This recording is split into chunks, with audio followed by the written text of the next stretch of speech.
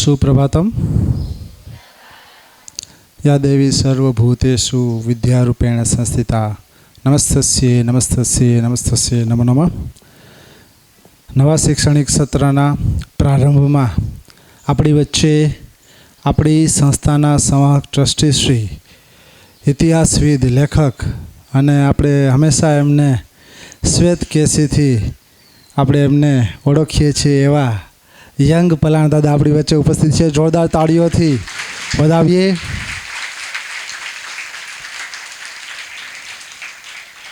દર વર્ષે જ્યારે પ્રથમ સત્ર અથવા દ્વિતીય સત્રનો પ્રારંભ થતો હોય એટલે નવા બાળકોને અને નવા સ્ટાફને મળવા માટે હંમેશા દાદા ઉત્સુક હોય છે અને એ જ રીતે આજે પણ આપણી વચ્ચે ઉપસ્થિત થયા છે. સાથે સાથે આજે એક વિશેષ ઉપસ્થિતિ આપણી વચ્ચે છે એવા છે પ્રોફેસર ઈલાબેન વજારિયા. જોરદાર તાળીઓથી વધાવીએ. Retire professor Ilaben. આમ તો થોડોક જ સમય મેં એમની પાસે જ્ઞાન લીધેલું એટલે મારા ગુરુ પણ કહેવાય અને એ સમયે ત્યાં ગોઢાણીયા કોલેજમાં એમનું ખૂબ જ મોટું નામ ઈલાબેનનું અંગ્રેજીના વ્યાખ્યાતા તરીકે અધ્યાપક તરીકે ખૂબ જ સર્વિસ આપેલી અને આજે પલાણ દાદાના માધ્યમથી આપણી વચ્ચે આપણી શાળા નિહાળવા તમને મળવા માટે ખાસ આવ્યા છે. જોરદાર તાળીઓથી વધાવીએ.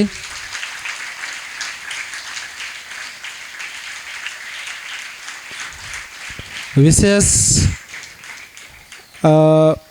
આજે ઈલાબેન વજારિયા છે એમના પતિશ્રી સ્વર્ગવાસ થયેલ છે પણ આજે એમની જન્મ જયંતિ છે તો એ નિમિત્તે આજે તમામ બાળકોને છાત્રાલયમાં દીકરા દીકરીઓને એમના તરફથી આજે ભોજન છે એટલે આ તકે પણ આપણે એમને વધાવીએ અને સ્વર્ગવાસ હસમુખભાઈ વજારિયા છે એમની દિવ્ય આત્મા છે એ જ્યાં હોય ત્યાં આનંદમાં રહે, ઉત્સાહમાં રહીએ અને હંમેશા ખુશ મિજાજમાં રહીએ એવી પ્રાર્થના સાથે આપણી પરંપરા મુજબ આપણે ખાદીનો રૂમાલ અને પુસ્તકથી આપણે અભિવાદન કરીએ. હું સંસ્થાના નિયામક શ્રી ભીમસિંહભાઈ કરમુને વિનંતી કરીશ કે દાદાનું અભિવાદન છે. સાગરભાઈને વિનંતી કરું કે મંચ ઉપર આવે અને પલાણ દાદાને ખાદીનો રૂમાલ અને ડાયરીથી અભિવાદન કરશે. દક્ષાબેનને વિનંતી કરીશ કે મંચ ઉપર આવશે. જોરદાર તાળીઓથી વધાવીએ આપણે.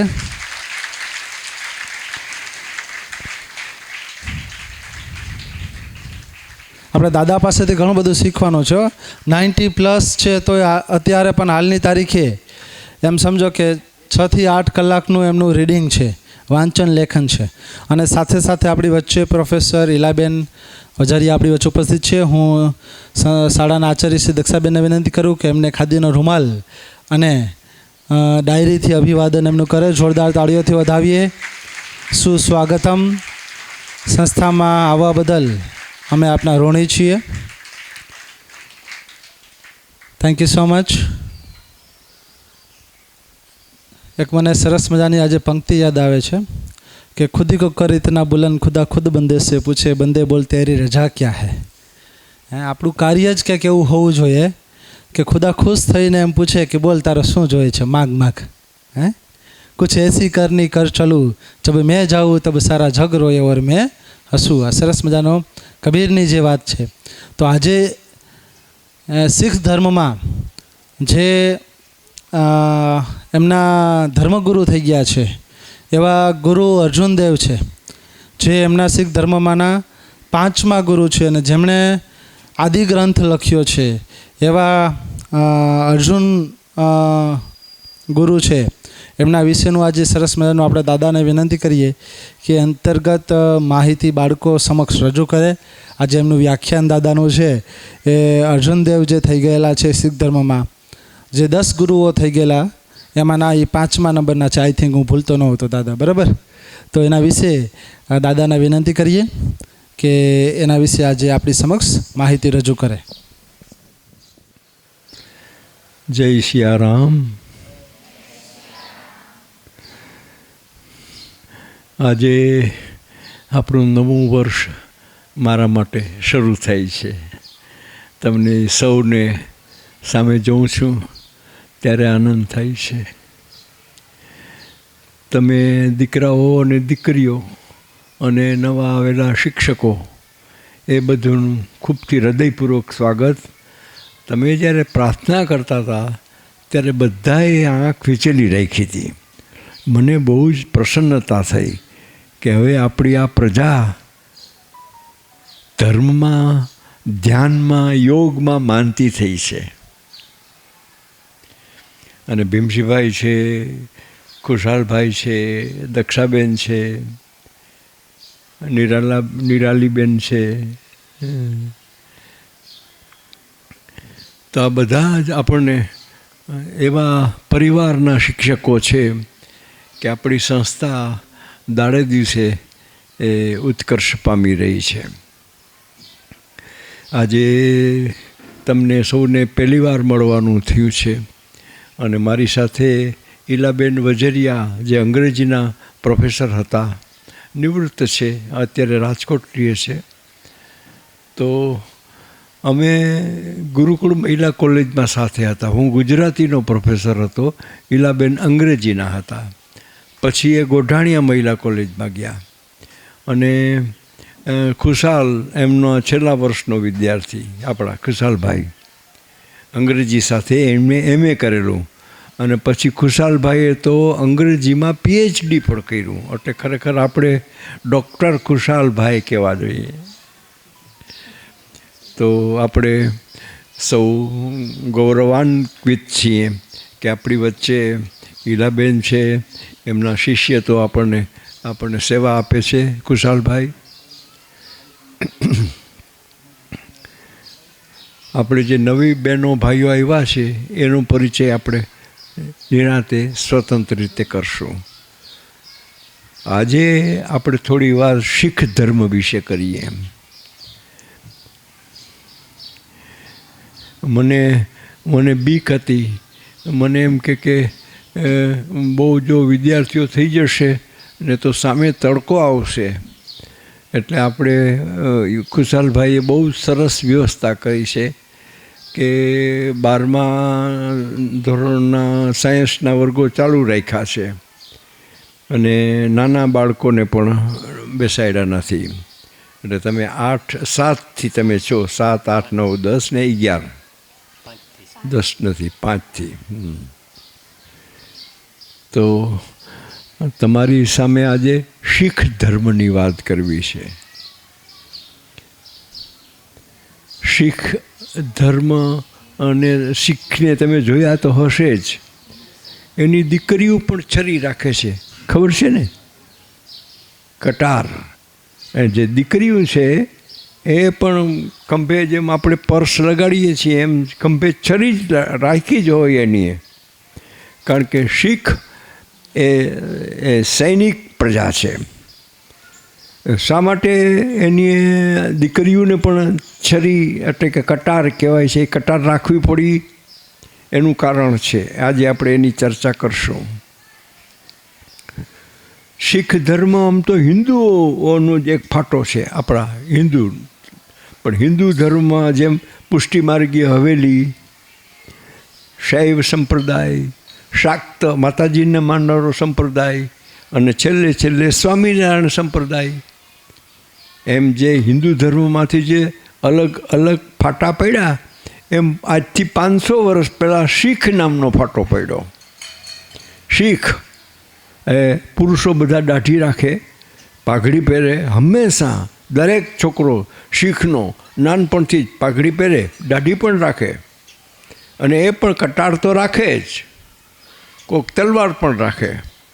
અને દીકરીઓ પણ પંજાબી ડ્રેસ પહેરે અને છરી રાખે. અહીંયા 15મી એટલે કે આજથી 500 વર્ષ પહેલાં એવું શું થયું કે આ લોકો ધર્મને નામે હથિયાર રાખવા માંડ્યા? એનું કારણ છે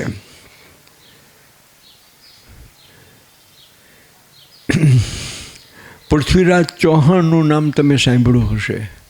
તો એ દિલ્હીનો રાજા હતો, રાજપૂત હતો. પછી કરણ વાઘેલા એ રાજપૂત હતો. એ આ પાટણ ઉત્તર ગુજરાતનો રાજા હતો.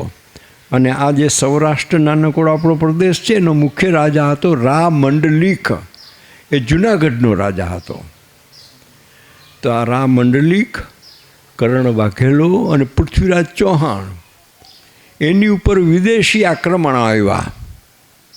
આપણા દેશની બહારથી આક્રમણો આવ્યા. જેમ આજે આતંકવાદ આવે છે ને, એવી રીતે એ આતંકવાદીઓ આવ્યા અને એણે આ રાજપૂત રાજ્યો પૂરા કર્યા.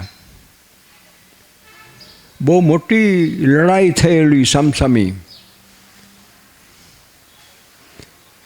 પણ હિન્દુ પ્રજા એમ માનતી હતી કે પારવું ચણતું હોય, અહીંયા કબૂતર ચણતું હોય તો એને ઉડાડવું નહીં, તાળી નહીં પાડવાની, કબૂતરને ઉડાડવાનું નહીં. આપણે આમ રસ્તો ફેરવીને જવું, પણ કબૂતરને ન ઉડાડવું. એટલે સંપૂર્ણ અહિંસામાં માનતી. આજે પણ છે જ. તો આપણે આંગણે આવે તો સાધુ સંત હોય તો એને આપણે પાણી, રોટલો, 2 પૈસા આપીએ છીએ. તો હિન્દુ પ્રજા એકદમ દયાળુ છે. એ પક્ષીઓને શિકાર ન કરે, એ હરણાઓનો શિકાર ન કરે, મોરલાને તો કોઈ દી ન મારે, ગાયને તો પાડે, પીપળાને પૂજે, વડલાને પૂજે, તુલસીને પૂજે. એટલે દરેક વનસ્પતિનું પણ હિન્દુ ધર્મમાં માન છે. હવે જે વિદેશીઓ આવ્યા એને તો તોડફોડ જ કરવી હતી. અને પછી આપણામાંથી જુવાન દીકરી હોય તો એની નજર બગડે તો એ લઈ જાય. એટલે એક નાનક નામનો માણસ આપણે ત્યાં જન્મ પામ્યો. નાનક. આજે જે સિંધ લાહોર છે એની પાસે તલબંધી નામનું ગામ હતું.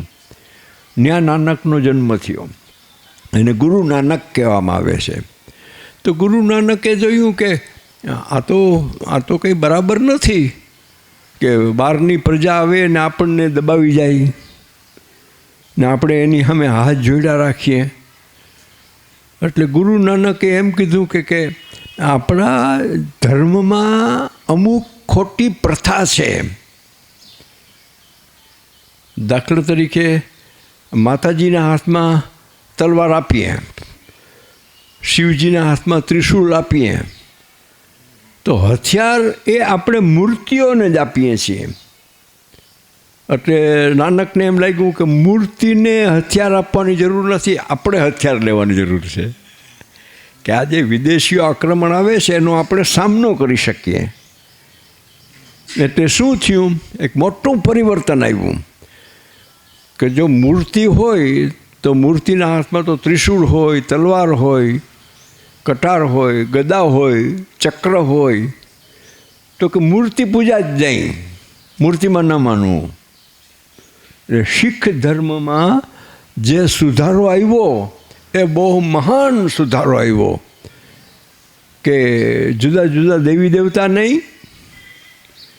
એની મૂર્તિઓ નહીં, એના હાથમાં હથિયાર પણ આપવા નહીં, એને બદલે આપણે હથિયાર લેવાના હાથમાં. એટલે એણે શિષ્યો પોતાના શિષ્યો ઊભા કર્યા કે ચાલો કસરત કરો, યોગ કરો. આ શિષ્યો જે શબ્દ છે એ સંસ્કૃત છે અને એનું પંજાબી થયું શીખ. શીખ એટલે શિષ્ય.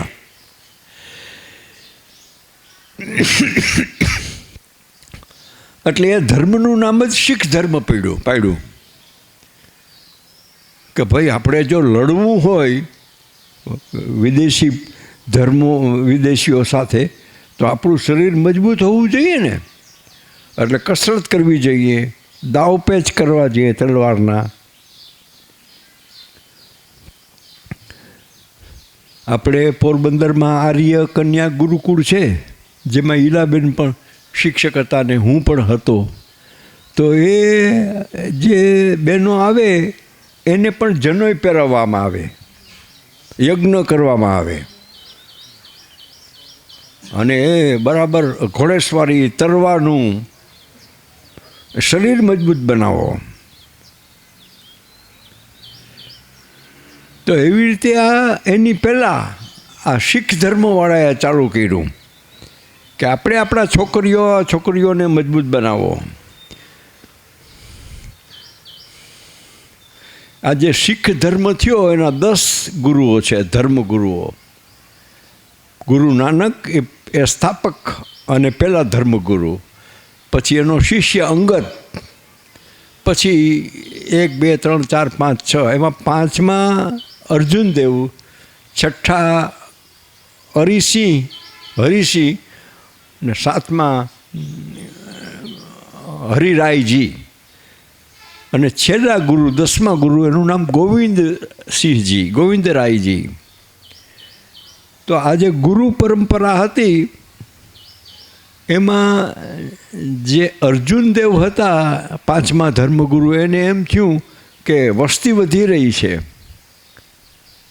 અને વિધર્મીઓ આપણી ઉપર આક્રમણ કરી રહ્યા છે, આપણી દીકરીઓ નબળી છે, કે સામે સસલું મળે તો એ બીકની મારી ઘરમાં કરી જાય છે, દીપડો મળે તો દીપડા સામે ઝઘડો કરી લેવો જોઈએ, એટલે દીકરી એવી તાકાતવાળી હોવી જોઈએ. તો એણે શું વિચાર કર્યું કે આ લોકો વિધર્મી આવે છે, એના છોકરા અને છોકરીઓમાં આટલી તાકાત છે અને આપણા છોકરા છોકરીઓમાં તાકાત નથી, તો એનું કારણ શું? તો પહેલું કારણ એ આવ્યું કે ઓલા જે આવે છે એ માંસાહારી છે ને આપણે તો માંસ ખાતા નથી, આપણે તો ડુંગળી લસણ આદુ હળદર પણ ન ખાઈએ, કારણ કે આપણે ત્યાં જે ધર્મો આવ્યા, બૌદ્ધ ધર્મ, જૈન ધર્મ, એણે એમ શીખડાવ્યું કે આ કંદમૂળ પણ ન ખાવું. એટલે આપણી પ્રજા 15મી સદીમાં એકદમ નિર્વીર્ય બની ગઈ. એટલે એમ કહેવાય છે, શિક્ષકોના ખાસ ધ્યાન ઉપર, કે ત્યારે આ તારીખો નહોતી. આજે દાખલા તરીકે 14 જૂન, તો એવી રીતે ત્યારે 14 જૂન નહોતી, પણ ત્યારે તિથિ હતી. એટલે જેઠ વદ એકમ, એટલે આમ તો ગુરુવારે ગઈ, ગુરુ શુક્ર ને આજે શનિ, આજે જેઠની વદની 30 છે, પણ ખરેખર આ ઘટના જે બની એ જેઠ વદ એકમને દિવસે બની. તો ત્યારે આજે શીખ ધર્મના મુખ્ય માણસો હતા, એણે નક્કી કર્યું કે આપણે આપણી દીકરીઓને પોતાનું રક્ષણ કરવા માટે એક છરો હાથમાં આપીએ અને એને માંસ મચ્છી ખાવા હોય તો એની છૂટ આપીએ. એટલે જેઠ વદ એકમ એ હિન્દુ ધર્મનું, શીખ ધર્મનું મોટામાં મોટું પરિવર્તનનો દિવસ છે. એટલે ત્યારે એણે થોડીક છૂટછાટ કરી, માંસાહાર શરૂ કર્યો, કટાર રાખવાની શરૂ કરી કે શીખની દીકરી, આજે પણ શીખની દીકરી એકલી જતી હોય તો એની ઉપર કોઈ નજર ન બગાડી શકે, કારણ કે છરી તો હોય જ એની બાજુમાં અને તાકાતવાળું શરીર હોય. તમે જુઓ કે ગુરુ નાનકે એ સમયે, આજે જો ગુરુ નાનક હોત તો કે ભાઈ માંસાહારથી જે શક્તિ મળે છે એ કઠોળથી પણ મળે છે, તો આપણે કઠોળ, લીલા શાકભાજી, એનાથી પણ એ શક્તિ મેળવી શકીએ. પણ 15મી સદીમાં આ વાત એની નજરમાં નહોતી આવી, એટલે એણે માંસાહારની છૂટ આપી. જેઠ વદ એકમ, છોકરા છોકરીઓને કીધું ખાઓ, તાકાતવાળા બનો.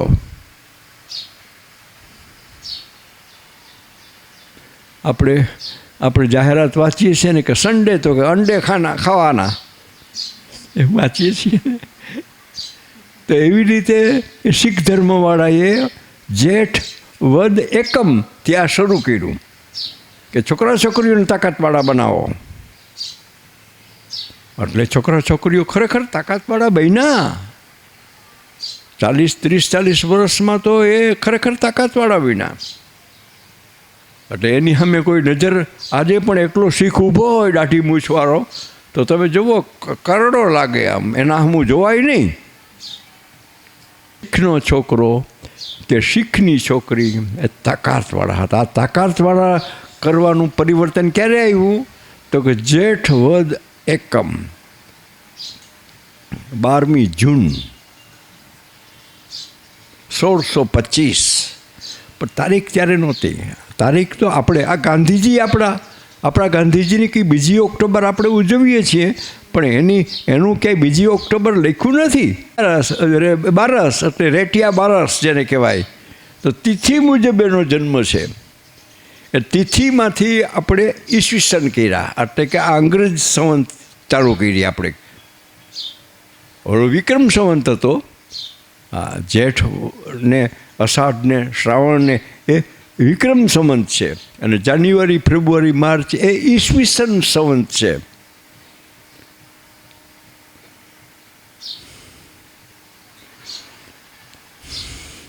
એટલે જે શીખ ધર્મમાં સૌથી મોટું પરિવર્તન આવ્યું એ જેઠ વદ 11 આવ્યું. અને ત્યારે એ પરિવર્તન લઈ આવનારા કોણ મુખ્ય માણસ હતા? તો કે અર્જુનદેવ અને એના દીકરા હરગોવિંદસિંહ. હવે આ અર્જુનદેવ ને હરગોવિંદસિંહ જ્યારે અહીંયા શીખ ધર્મમાં હતા, ત્યારે દિલ્હીની ગાદીએ અકબરનો દીકરો જહાંગીર રાજ કરતો હતો. અને જહાંગીર પછી એનો દીકરો આવ્યો શાહજહાં, અને શાહજહાં પછી એનો દીકરો આવ્યો જેની 50 વર્ષ દિલ્હી ઉપર રાજ કર્યું, એ ઔરંગઝેબ. આ રાજાઓ એવા હતા કે અકબર હિન્દુ સાથે રજપૂત સાથે સંબંધ રાખતો હતો, પણ જહાંગીર, શાહજહાં, ઔરંગઝેબ અને તે પછી બીજા 20 રાજાઓ થયા, એણીએ હિન્દુ ધર્મના મંદિરો તોડો એ જ નક્કી કર્યું. ગુરુ નાનકનો જ્યાં જન્મ થયો તલવંડી, એ 1498 એટલે 1500માં જન્મ થયો એમનો. તો એ બ્રહ્મ ક્ષત્રિય હતા ને ગૃહસ્થ પણ હતા. તો આજે એ ગામ પાકિસ્તાનમાં છે, અને એ ગામનું નામ ફરી ગયું છે. તલબંધી જે ગામનું નામ હતું એને બદલે એ ગામનું નામ નાનકા થઈ ગયું છે. નાનકનો જન્મ ન્યા એટલે ગામને કારણે નાનકા. આ કા શબ્દ ક્યાંથી આવ્યો? કા અક્ષર ક્યાંથી આવ્યો?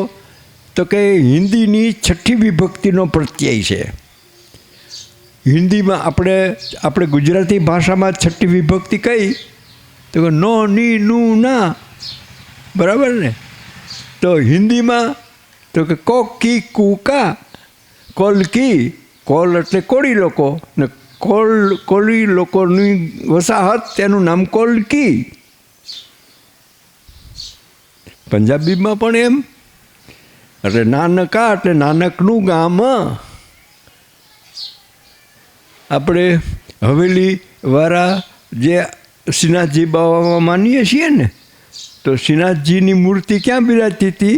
ગિરિરાજ ઉપર, એટલે મથુરા પાસે વ્રજમાં બિરાજતી હતી. એ ત્યાંથી રાજસ્થાનમાં આવી, ઔરંગઝેબે કાઢી એને. તો જે ગામમાં શ્રીનાથજી બાવા આવીને સ્થાપના થઈ, એ ગામનું નામ તો સિંહાડ છે, સિંહાડ. પણ શ્રીનાથજી બાવા ત્યાં બિરાઈ જાય એટલે આજે એ ગામનું નામ શું થઈ ગયું છે? નાથદ્વારા. આજે નાથદ્વારાથી જ ઓળખાય છે, કોઈ એને સિંહાડ કહેતું જ નથી. એમ નાનકનો જન્મ જે ગામમાં થયો એ મૂળ ગામનું નામ તલબંધી, પણ એ તલબંધીને બદલે આજે એ ગામનું નામ નાનકા. પાકિસ્તાનમાં પણ એનું નામ નાનકા જ છે, અને પાકિસ્તાનવાળા પણ એની ઇજ્જત કરે છે. એમ માનવાને કારણ નથી કે પાકિસ્તાન શીખ ધર્મની ને હિન્દુ ધર્મની વિરુદ્ધમાં છે. એ તો 2-5 જણા જ એવા છે. બાકી તો એ પ્રજા આપણને ચાહે છે, આપણે એને ચાહીએ છીએ. આપણો વિરોધ આતંક સામે છે કે તું મને ખોટી રીતે દબાવતો હોય તો અમે 4 જણા ભેગા થઈને તને મારશું. પણ તું જો દબાવતો હોય તો અમે દબાવું નહીં. તો નાનક સાહેબના સમયમાં આ ફેરફાર થયા અને શીખ પ્રજા એકદમ લડાયક કોમ બની. પછી ધાર્મિક દ્રષ્ટિએ શું મહત્વ હતું કે અર્જુનદેવના જે પિતા હતા એણે આજના અમૃતસરના સુવર્ણ મંદિરની સ્થાપના કરી. સુવર્ણ મંદિર 1677માં. આપણે કંઈ તારીખની જરૂર નથી, પણ આ તો ખાલી એક ધર્મગુરુએ અમૃતસરની સ્થાપના કરી. પછી બીજા અર્જુનદેવ હતા, એણે એમ લાગ્યું કે આપણે આજે હિન્દુસ્તાનમાં જે જુદા જુદા સંતો છે એની વાણી આપણે બોલીએ છીએ, ભજનો બોલીએ છીએ, કીર્તનો બોલીએ છીએ, એનો એક સંગ્રહ કરીએ. જ્યારે નાનક પંજાબમાં છે, ત્યારે રાજસ્થાનમાં મીરાબાઈ છે, આપણે ત્યાં નરસિંહ મહેતા છે, મહારાષ્ટ્રમાં પૂનામાં જ્ઞાનદેવ, નામદેવ, તુકારામ છે, ને વા કાશીમાં કોણ છે તો કબીર. તો કબીરના ભજનો, નામદેવ તુકારામના ભજનો, મીરાબાઈના પદો અને નરસિંહ મહેતાના પ્રભાતિયા એ બધાય એક પુસ્તકમાં ભેગા કરવામાં આવ્યા અને એ પુસ્તકનું નામ ગ્રંથ સાહેબ. પછી જે છેલ્લા 10મા ધર્મગુરુ આવ્યા એને એમ કીધું કે હવે ગાદી ઉપર હું નહીં બેસું, માણસની નહીં, માત્ર ત્યાં પુસ્તક રાખો. એટલે આજે કોઈ પણ તમે શીખ ધર્મની જગ્યામાં જાઓ તો જ્યાં ઠાકોરજીની મૂર્તિ હોય ત્યાં પુસ્તક જોવા મળે. એ પુસ્તકનું નામ ગ્રંથ સાહેબ. ને આ ગ્રંથ સાહેબમાં શું છે તો કે એ સમયના આખા હિન્દુસ્તાનના સાધુ સંતોની વાણીનો સંગ્રહ છે. સુરદાસ છે, કુંભનદાસ છે, પરમાનંદદાસ છે, નરસિંહ મહેતો છે, આ બધા જે મહાન સંતો હિન્દુસ્તાનમાં થઈ ગયા એના જે ભજનો, સાખીઓ, પદો, કીર્તનો. કોઈ તમને પૂછે કે ભાઈ આ કીર્તનમાં ને ભજનમાં શું ફેર, તો મુખ્ય ફેર શું તો કે સવારથી સાંજ સુધી ગવાય એનું નામ કીર્તન કહેવાય, ને સાંજથી આખી રાત ગવાય એનું નામ ભજન કહેવાય. કીર્તનમાં ને ભજનમાં આટલો ફેર છે. ભજન એ રાતની વાણી છે ને કીર્તન દિવસની વાણી છે. જોકે કીર્તન એ રાતે ગવાય છે અને ભજનો સવારે ગવાય છે, પણ મૂળ તફાવત આ છે કે આખા દિવસ દરમિયાન માતાજી પાસે કે ઠાકોરજી પાસે કે આપણા પોતાના દેવ દેવી પાસે જે ગવાય એ કીર્તન કહેવાય, અને રાતે જે ગવાય આખી રાત કોઈ વખત ગવાય મંજીરા લઈને, તંબુરો લઈને, તો એને ભજન કહેવાય. ભજન અને કીર્તનમાં આટલો ફેર છે. ગુરુ નાનકે જે ગાવાની રચના શરૂ કરી એને શું કહે છે, શબ્દી કહે છે લોકો. તમે જુઓ તો કોઈ વખત તમે અમૃતસરનું મંદિર જોયું હોય કે શીખનું કોઈ મંદિર જોયું હોય તો ત્યાં બેઠો બેઠો કોઈક માણસ શબ્દી ગાતો જ હોય અને ઓલું પુસ્તક અહીંયા પડ્યું હોય ગ્રંથ સાહેબ, એની ઉપર આમ ચામર ધરાવતા હોય, ગ્રંથ સાહેબની પૂજા કરે. આપણા સૌરાષ્ટ્રમાં ક્યાંય એવું છે કે જ્યાં પૂજા સ્થાને ગ્રંથ બિરાજતો હોય? ક્યાંક જાવ તો સ્વામિનારાયણ હોય, હવેલીમાં જાવ તો ઠાકોરજી હોય, દ્વારકામાં જાવ તો દ્વારકાધીશ હોય, સોમનાથમાં જાવ તો શિવલિંગ હોય. એવી રીતે કોઈ ગ્રંથ છે, બિરાજે છે કે જેની આરતી ઉતરતી હોય? એવી એક જગ્યા છે, એ જામનગરમાં. એનું નામ પ્રણામી મંદિર, શીખ ખીજડા મંદિર. આપણે જે એવા છીએ શિક્ષકોને આપણે બધા, તો ત્યાં જે પૂજાય છે એનું નામ કુલસમ. કુલસમ એટલે શું તો કે સિંધી ભાષાનો શબ્દ છે, એટલે એમાં કુરાન પણ છે અને ગીતા પણ છે. એટલે કુરાનના આયાતો અને ગીતાના શ્લોક ભેગા કરીને જે પુસ્તક પૂજાય છે એનું નામ કુલજમ, અને એ જામનગરમાં પૂજાય છે. આ બહુ સારી પ્રથા છે. તમે જુઓ કે પુસ્તકની પૂજા થાય છે. આપણે ભાગવતની પરાયણ બેઠી હોય તો ભાગવતને પગે લાગીએ છીએ ને, ભાગવતને નમસ્કાર કરીએ છીએ આપણે. એ પુસ્તક પૂજા છે. તો પુસ્તક પૂજાની શરૂઆત કોણે કરી? તો કે નાનક શીખ ધર્મવાળાએ ગ્રંથ સાહેબ નામનો ગ્રંથ પૂજા સ્થાને મૂક્યો, અને એની આરતી ઉતરે, એની ચામર ઢળાય ને એની આજુબાજુ માણસો બેઠા બેઠા શબ્દી ગાય. શીખ ધર્મવાળાએ એમ કીધું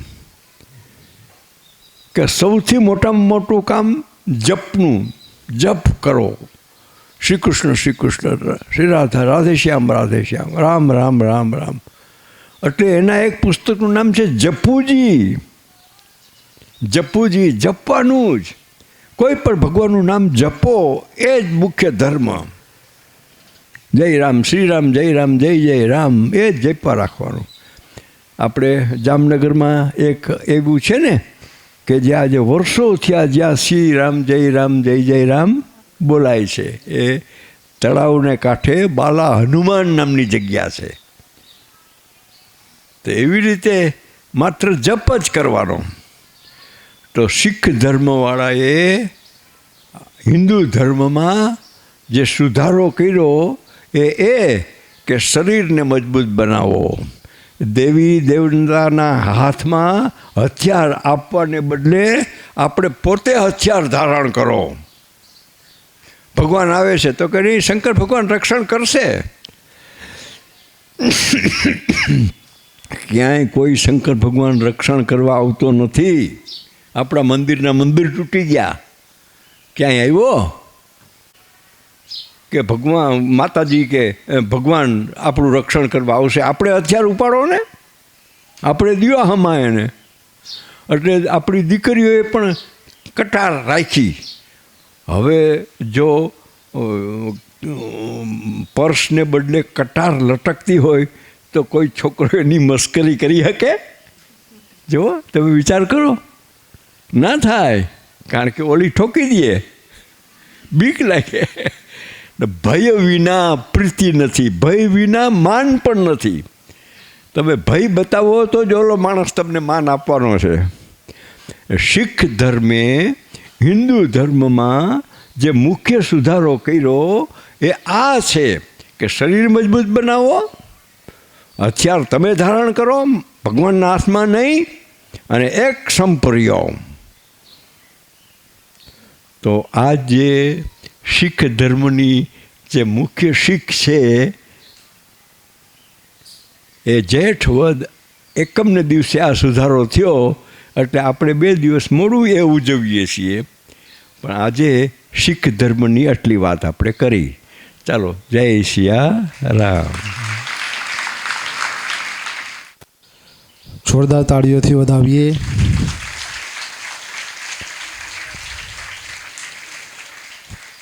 જ્યારે કોઈ પણ વિશેષ દિન હોય ત્યારે દાદાનું આખ્યાન હોય છે. એ દિવસ ઉપર કોઈ વિશેષ વ્યક્તિ હોય તો એ વિશેષ વ્યક્તિ વિશે એના જન્મથી લઈ અને એને શું શું કાર્ય કર્યું છે, સમાજ માટે, રાષ્ટ્ર માટે શું કાર્ય કર્યું છે, એની સચોટપૂર્વક ઓથેન્ટિક વાતો છે એ આપણે દાદા પાસેથી સાંભળવા મળે છે. એમ આ વખતે પણ સરસ રીતે જે શીખ ધર્મના ધર્મગુરુઓ થઈ ગયા એમાંના આ 5મા ધર્મગુરુ અર્જુનદેવ વિશે જેમણે સરસ મજાની નાનકથી લઈ અને કેવી રીતે શીખ ધર્મ છે એ કેવી રીતે હિન્દુ ધર્મમાંથી આગળ ટૂંકમાં આવ્યો, એક ફાટો પડ્યો, અને કેવી રીતે શીખ ધર્મ અત્યારે પોતાનું જે એક ધર્મપંથ છે એ અત્યારે જીવી રહ્યા છે એની સરસ રીતે દાદાએ વાત કરી. ફરી જોરદાર તાળીઓ સાથે દાદાને વધાવીએ.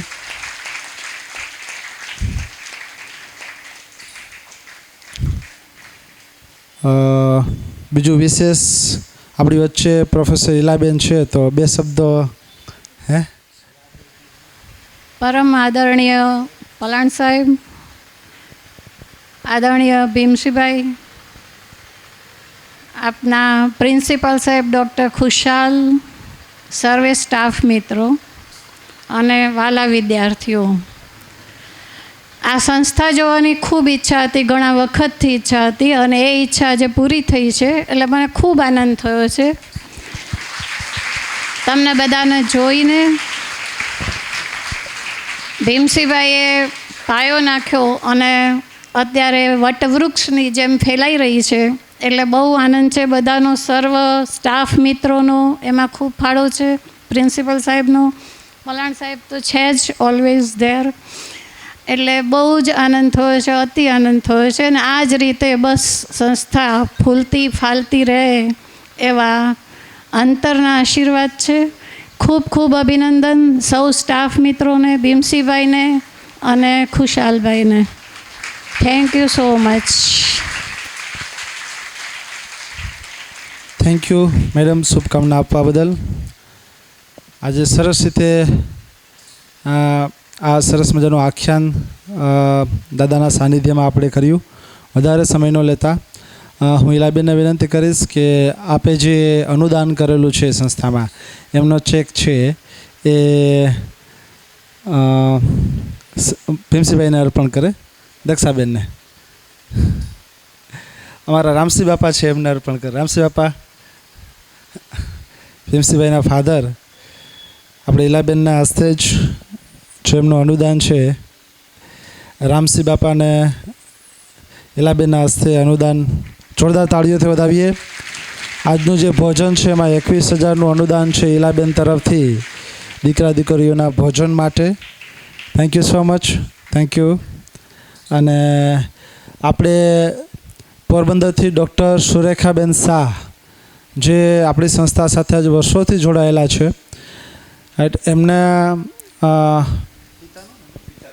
એમના પિતાશ્રીની પુણ્યતિથિ વચ્ચે ગઈ તો એમના તરફથી પણ દાદાના માધ્યમથી 15,000નો ચેક છે સંસ્થાના દીકરીઓના ઉચ્ચ અભ્યાસ માટે આપવામાં આવે છે. તો હું પલાન દાદાને વિનંતી કરું કે તમે જ અર્પણ કરો. દક્ષાબેનને વિનંતી કે ચેક છે એ સ્વીકારે.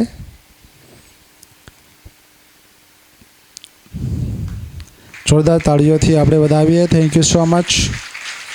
થેન્ક યુ પલાન દાદા. યસ, આ જ રીતે દાદાને આપણે વિનંતી કરીએ કે જ્યારે પણ વિશેષ દિવસ હોય, કંઈક નવું જાણવા જેવું હોય અને અમારી મળવા જેવી માનવીની શૃંખલામાં આપ અવિરત તમને માર્ગદર્શિત કરતા રહો એવી માં સરસ્વતી માના ચરણોમાં પ્રાર્થના સાથે એમને પ્રાર્થના કરીએ કે આપનું જીવન હંમેશા નિરોગી રહે, નિરામય રહે. અને આપણી વચ્ચે અત્યારે બંને વડીલ કહેવાય, ઈલાબેન અને નરોત્તમ પલાન દાદા. તો આપણે છેલ્લે પૂર્ણાહુતિ છે એ મહાદેવને યાદ કરીએ. આજે કોઈનો જન્મદિવસ છે? કોઈનો જન્મદિવસ છે તો ઊભા થશે પોતાના સ્થાન ઉપર. જેમનો જન્મદિવસ હોય એ. આજે કોઈનો બર્થડે છે? ઓકે, ચાલો, થેન્ક યુ સો મચ. આપણે મહાદેવને યાદ કરીએ અને મહાદેવના ચરણોમાં પ્રાર્થના કે નરોત્તમ પલાન દાદા અને ઈલાબેન છે એમનું આયુષ્ય નિરોગી, નિરામય, તંદુરસ્ત અને 100 વર્ષ તો પૂરા કરે જ. રાઈટ? યસ. તો મહાદેવને યાદ કરીએ, બધા નાથ ઊંચા. વંદે દેવ ઉમાપતેમ સુરગુરુમ વંદે જગત કારણામ વંદે પન્નગભૂષણમ મૃગધરમ વંદે પશૂનાં પતિમ વંદે સૂર્યશશાંકવિહીન નયનામ વંદે મુકુન્દા પ્રિયામ વંદે ભક્તજનાશ્રયામ ચ વરદમ વંદે શિવામ શંકરમ. નમઃ પાર્વતી પતિ હર હર મહાદેવ.